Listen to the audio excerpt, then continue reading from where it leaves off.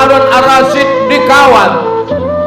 Datanglah orang menjumpai Harun Ar-Rasyid. Harun, Nabi Muhammad yang hebat mulia tak ada dikawal-kawal, kau kenapa pula dikawal-kawal? Harun Ar-Rasyid senyum.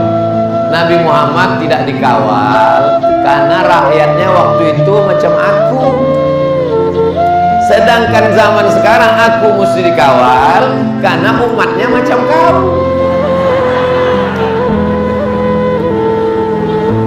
Tidak perlu marah-marah. Ustaz bilang jangan marah-marah, tapi Ustaz kalau ceramah itu bunyinya macam marah-marah. Itu bunyinya aja. Di dalam ini lebih halus daripada tisu. Datanglah orang ke istana menjumpai Harun Ar-Rasyid, Khalifah Amirul Mukminin. Harun Ar-Rasyid, kenapa kau begini? Kata Harun Ar-Rasyid, kau tahu Nabi Musa? Tahu. Allah menyuruh Nabi Musa mendakwahi Fir'aun. Apa kata Allah? Wa qula lahu qawlan layyina. Ucapkanlah kata-kata yang lunak, layyin, lunak kepada Fir'aun. La'allahu yatadzakkara aw yakhsha. Mudah-mudahan dia ingat dan takut pada Allah. Aku tidak sejahat Fir'aun dan kau tidak setakwa Musa. Aku tidak seburuk Fir'aun dan kau tidak sebaik Musa.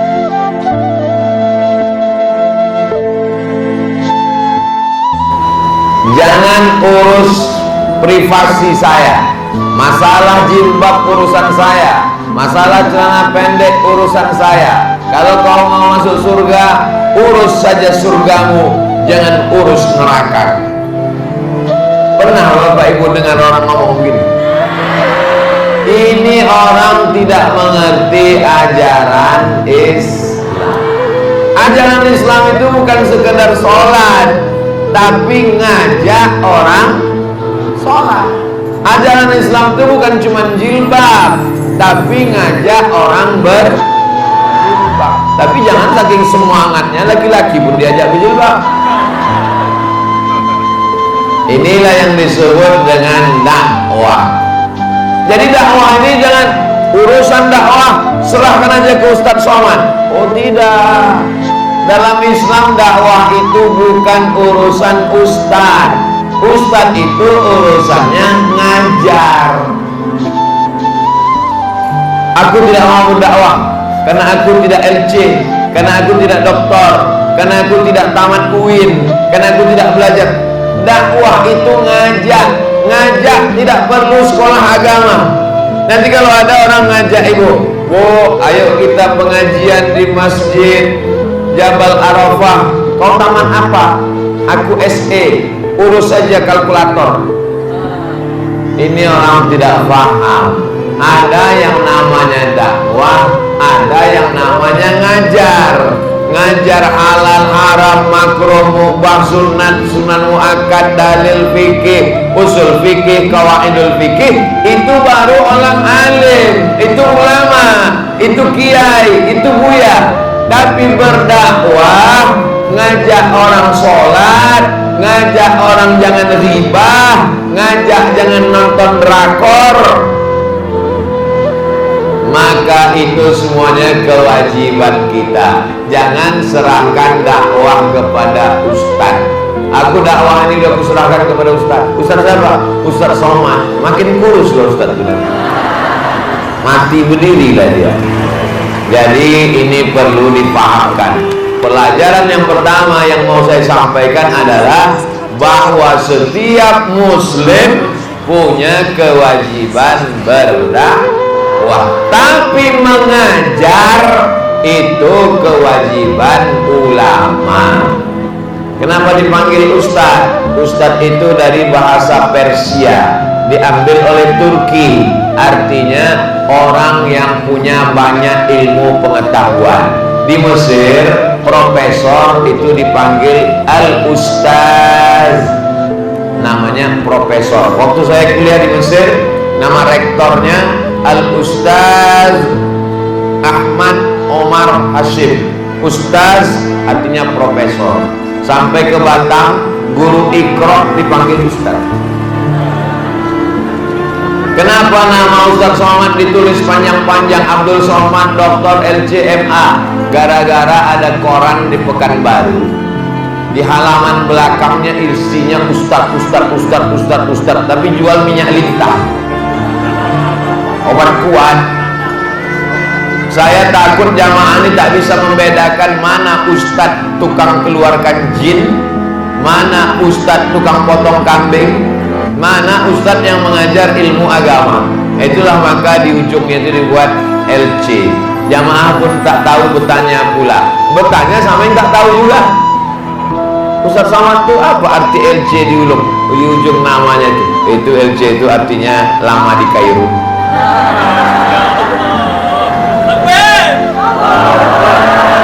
Kalau mengajak orang ke masjid, mengajak supaya jangan minum khamar, jangan pacaran, jangan berjudi, jangan narkoba, jangan LGBT, mari ke masjid, mari hijrah, bukan kewajiban ustaz. Jangan serahkan ke ulama, buya, kiai, tapi itu kewajiban setiap muslim yang bersyahadat asyhadu an la ilaha illallah wa asyhadu anna muhammadan. Bro, kau semester berapa sekarang? Semester 3. Tadi ku tengok kau bonceng cewek. Iya. Janganlah bonceng. Alah, kau gitu kan karena nggak dapat aja. Sebenarnya dia sedang mau intervensi privasi kita atau dia sedang menjalankan ajaran agama? Memang siang-siang gini susah konsen memang. Kalau ada orang melarang pacaran, melarang riba, ngajak menabung ke bank syariah, mengajak untuk pakai jilbab bagi yang perempuan, menutup aurat, tudung labuh, baju kurung, itu sebenarnya dia rese, nggak ada kerjaan untuk mengganggu privasi orang atau sedang menjalankan ajaran agama. Jadi Islam ini tidak hanya terbatas pada sholat. Banyak orang membatasi Islam hanya 5 saja: syahadat, sholat, zakat, puasa, haji. Asal udah syahadat, sudah sholat, sudah puasa, sudah zakat, sudah haji, selesai. Masalah tetangga mabuk bukan urusanku. Masalah suami dilarikan pelakor baru ngamuk. Padahal kenapa pelakor itu bisa melarikan suaminya? Karena mulutnya diam ketika melihat laki-laki dan perempuan, tidak ada batasan. Dia menganggap yang penting bukan suamiku, yang penting bukan anakku, yang penting bukan lakiku, yang penting bukan biniku. Masalah orang lain urusan dia. Ini yang mesti diluruskan dalam memahami ajaran Islam. La ta'murunna bil ma'ruf, ajak orang buat baik. Wala tanhauna 'anil munkar, larang orang buat mungkar. La yusikanna ayyab'atsakumullahu 'alaikum 'adzaban. Kalau kamu tidak melakukan amar ma'ruf nahi mungkar, dikhawatirkan Allah menurunkan hukuman. Ketika hukuman datang, kalian berdoa beramai-ramai, fala yustajabu lakum, doa kamu tak dikabulkan. Bukan karena tak sholat, bukan karena tak puasa sunat, tidak dikabulkan karena tidak melakukan amar ma'ruf nahi. Ini sekarang orang tak mau tahu, cuek aja. Pak Ustaz, amar ma'ruf nahi mungkar saya ngomong nggak bisa, saya bukan penceramah. Kau kan punya FB, punya FB kan, punya Instagram. Ustaz ngomong aja, emang Ustaz punya Instagram? Dah, yang mana? Itu yang followernya hampir 6 juta. Itu yang baru. Yang lama dulu 9 juta hilang. Jadi jangan terlalu cinta dengan Instagram nih, supaya kalau dia hilang kita tak terlalu menangis. Itu hanya sekedar wasilah dakwah. Jadi kalau antum tengok FB Abdul Somad, Instagram Abdul Somad, Twitter tak ada. Kalau ada yang antum tengok di Twitter bukan, TikTok pun tak ada. Lalu kemudian kalau ada channel, itu bukan tujuan, itu hanyalah sarana, jembatan, sungai. Lalu yang mau dituju itu adalah pulau. Pulaunya apa? mempertahankan akidah asyhadu an la ilaha illallah wa asyhadu anna muhammadan rasulullah. Sampai kapan kita berdakwah ini Pak Ustaz? Dakwah tidak menunggu pensiun. Dakwah itu batasannya sampai mati, sakratul maut. Kalau ada orang di rumah sakit mau sakratul maut, kita dakwahi apa tidak?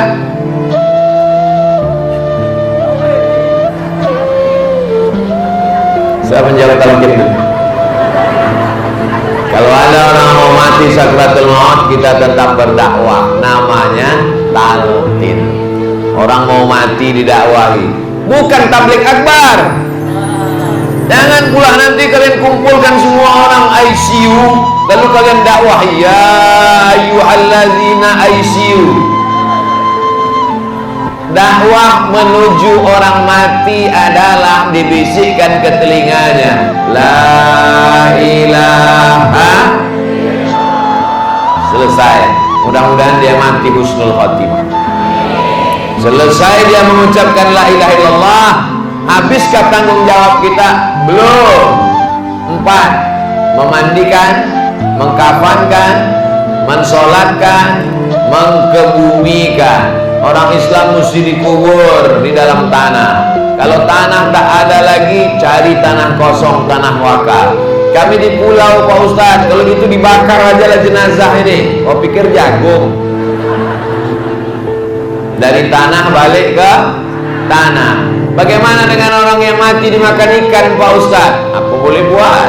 Sudah selesai. Mati kapal meledak, habis dimakan ikan. Lalu namanya bukan alam kubur lah Pak Ustadz. Kuburnya kan tak ada. Antara alam dunia dengan alam akhirat ada pemisah. Pemisah itu bahasa Arabnya barzakh. Ini air laut asin, ini air sungai tawar. Antara laut dan sungai ada pemisah. Karena kalau sampai masuk air laut itu ke darat, masuk air laut ke darat hari Sabtu, hari Ahad, hari Senin, hari Selasa, antum semua bapak titel almarhum. 3 hari cuman kita tahan kalau tidak ada air.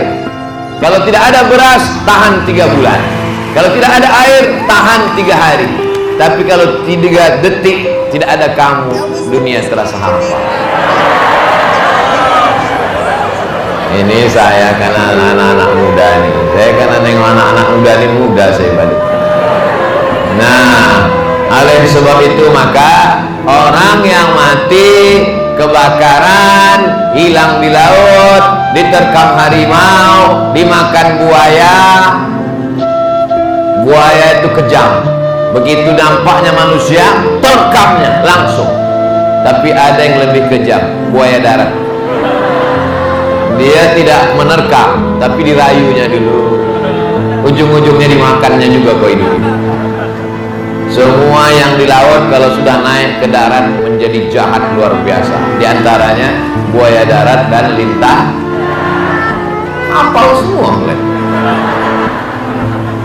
Poin pertama yang mau saya sampaikan, menjadi orang Islam jangan tersinggung kalau ada saudaranya menasehati karena dia sedang menjalankan agama. Dan menjadi orang Islam jangan merasa mengintervensi orang, tapi sesungguhnya engkau sedang menjalankan agama. Ustaz Somad, Ustaz kalau ceramah jangan di kota-kota aja, jangan di masjid-masjid besar aja. Ustaz mesti masuk ke hutan. Ustaz mesti menjumpai suku Terasing, suku Akit, suku Laut, suku Sakai, suku Talang. Saya tak tersinggung. Saya tidak menganggap Allah kau iri aja. Tidak, karena saya menganggap ini saudara saya. Hanya saja cara. Nabi Muhammad itu dikawal atau tak dikawal? Tidak. Nabi bebas pergi ke masjid kemana. Tapi Khalifah Harun ar-Rasyid dikawal. Datanglah orang menjumpai Harun ar-Rasyid. Harun, Nabi Muhammad yang hebat mulia tak ada dikawal-kawal. Kau kenapa pula dikawal-kawal? Harun ar-Rasyid senyum. Nabi Muhammad tidak dikawal karena rakyatnya waktu itu macam aku. Sedangkan zaman sekarang aku mesti dikawal karena umatnya macam kau.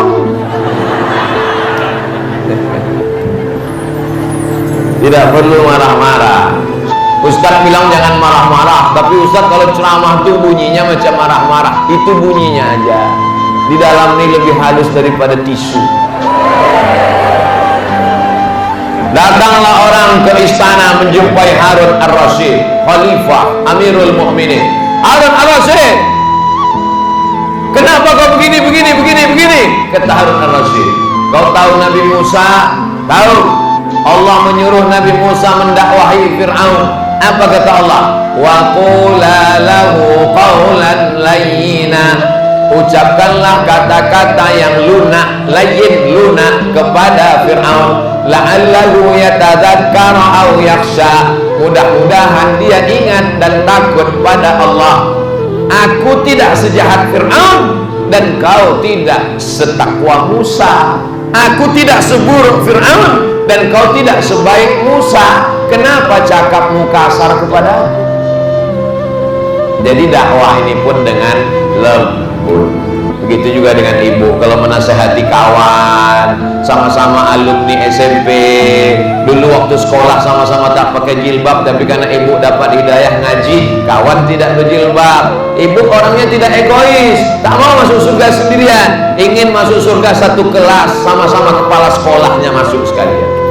Maka lalu kemudian ibu dakwahi, kau kenapa nggak berjilbab? Dia suka hatiku lah. Kepala-kepalaku, kutu-kutuku, uban-ubanku, kenapa kau urus?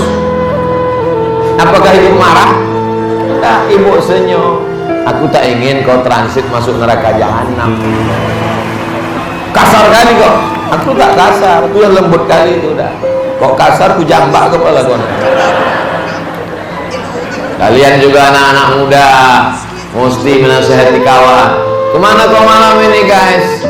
Aku mau ke tepi sungai, ngebut-ngebut tepi laut, ke pantai sama cewek. Hijrahlah dulu sebentar, ada pengajian sama Ustaz Somad nanti malam. Terus pacar gimana?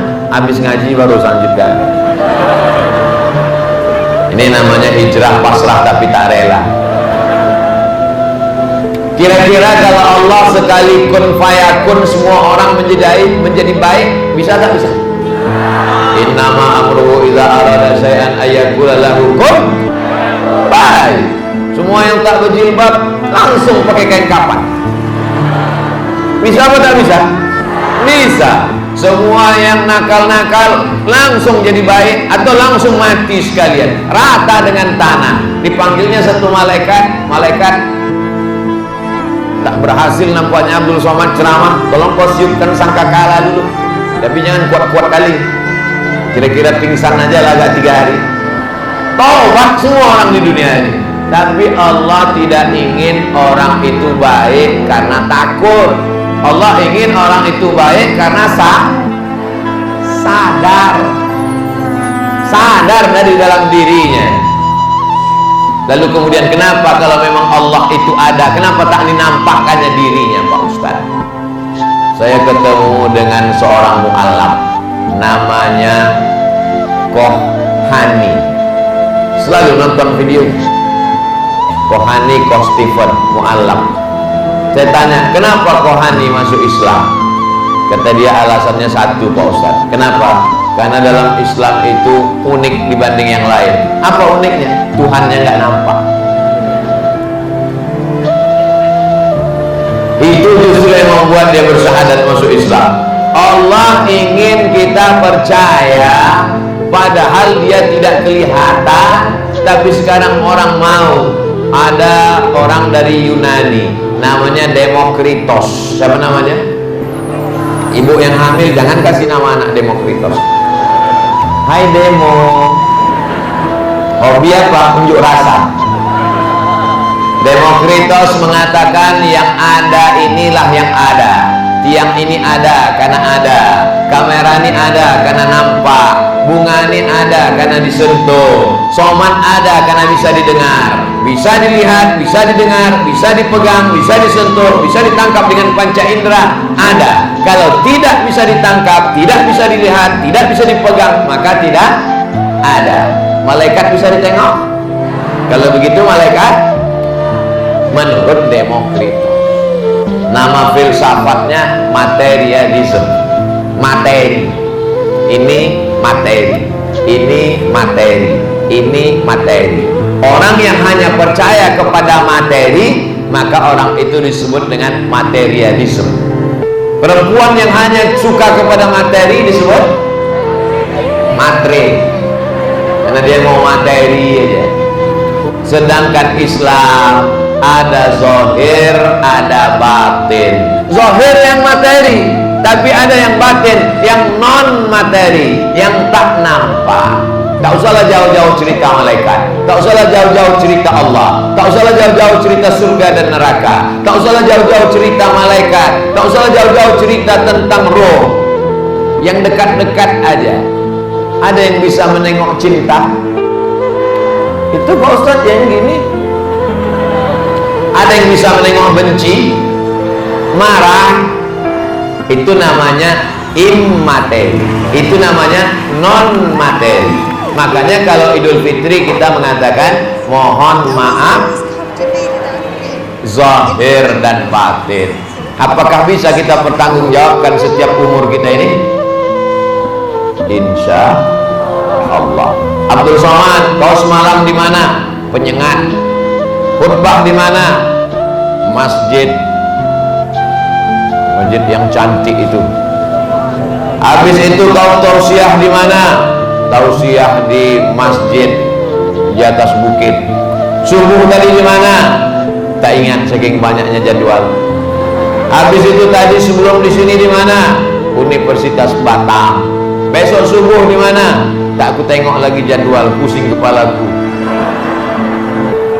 Insya Allah bisa kita pertanggungjawabkan di hadapan Allah. Iyalah, Ustadz kan penceramah, ada jadwalnya. Kami yang ibu rumah tangga nih Pak Ustadz, membesarkan anak-anak juga adalah ibadah. Mengandung anak itu ibadah apa tak ibadah? Ibadah. Makanya kalau ada tetangga ibu rese, kau tahun lalu mengandung, tahun ini mengandung, apanya? Ibadah. Makanya kalau ada perempuan melahirkan meninggal, maka matinya mati syahid. Begitu juga dengan laki-laki. Kalian kuliah itu ibadah, bahkan jihad. Man kharaja fi talabil ilmi, siapa yang keluar rumah menuntut ilmu, fa huwa fi sabilillah, maka dia sama macam orang perang jihad fi sabilillah. Akhirnya sampai pulang. Kapan kau balik nak? Aku jihad mah. Udah semester berapa? 14. Itu bukan jihad, jahat. Tak tamat-tamat. Namanya mapala, mahasiswa paling lama. Nah ini semuanya penting. Dan diantara yang nanti diminta pertanggungjawaban adalah inna sam'a, pendengaran. Kau dengar kawanmu pakai narkoba, kenapa kau diam? Kau dengar kawanmu pacaran, kenapa kau diam? Kau dengar kawanmu mabuk sakau pakai ganja, pil anjing gila, kenapa kau diam? Wal basar, mata. Kau tengok temanmu, sahabatmu ghibah, namimah, kumpul-kumpul, kongko-kongko buat maksiat, kenapa kau diam? Inna sam'a wal basar wal fuad. Hatimu kenapa tak merenung? Otakmu kenapa tak berpikir? Lidahmu kenapa tak bercakap? Kullu ulaika kana anhu mas'ula. Semua akan disoal, semua akan diminta tanggung jawab di hadapan Allah Subhanahu wa taala. Sudah sholat? Sudah. Sudah puasa sunat? Sudah. Sudah bayar zakat? Sudah. Sudah haji dan umrah? Sudah. Yang belum berangkat insyaallah selesai Covid berangkat. Amin. Tapi ada orang yang kena. Sudahkah engkau melaksanakan amar ma'ruf nahi? Saya takut dia tersinggung Pak Ustaz. Selama saya ngomong ini, yang pacaran tersinggung, yang ghibah tersinggung, yang namimah tersinggung, yang sakau tersinggung, yang mabuk tak tersinggung karena tak sadar, yang tak berjilbab tersinggung. Kalau kita pikirkan orang tersinggung, maka tidak akan berdakwah. Kalau dipikirkan orang sakit hati, tapi kita bukan marah, kita bukan reseh, kita bukan intervensi orang, kita ingin supaya dia selamat dari neraka dan masuk surga sama-sama kita insyaallah. Amin. Ustadz ini macam yakin aja masuk surga, kan gitu omongan orang sekarang kan. Tahu nggak pacaran macam yakin aja dapat bidadari. Aku Kalaupun masuk neraka nanti jelas ada cewekku. Kau udah di dunia jomblo, di akhirat jomblo juga. Lama-lama orang yang waras ini bingung.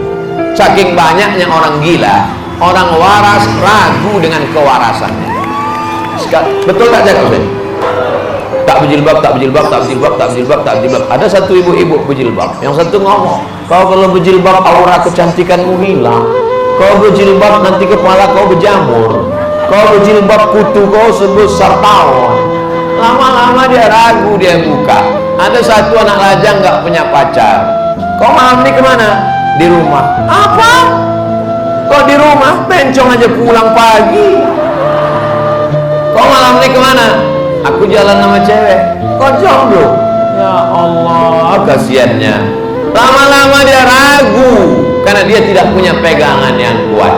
Oleh sebab itu maka kalau diikut kebanyakan orang, wa in tuti aktsara man fil ardi yudilluka an sabilillah. Kalau kau ikut komen orang, maka mereka hanya akan menyesatkanmu dari jalan Allah. Dulu orang komen kita kalau kita ketemu, datang ke rumah dia ngobrol, dia komen, jumpa orang dia komen. Sekarang kita di rumah kita, di kamar kita, tak keluar seminggu di komen orang. Di mana dia komen? Di FB, di IG, di YouTube, di Twitter, nge-tweet, bekicau dia. Sekejam-kejamnya ibu tiri, lebih kejam netizen. Jangan pikirkan komen orang. Kalau kau benar, maka tidak ada yang bisa menyesatkanmu.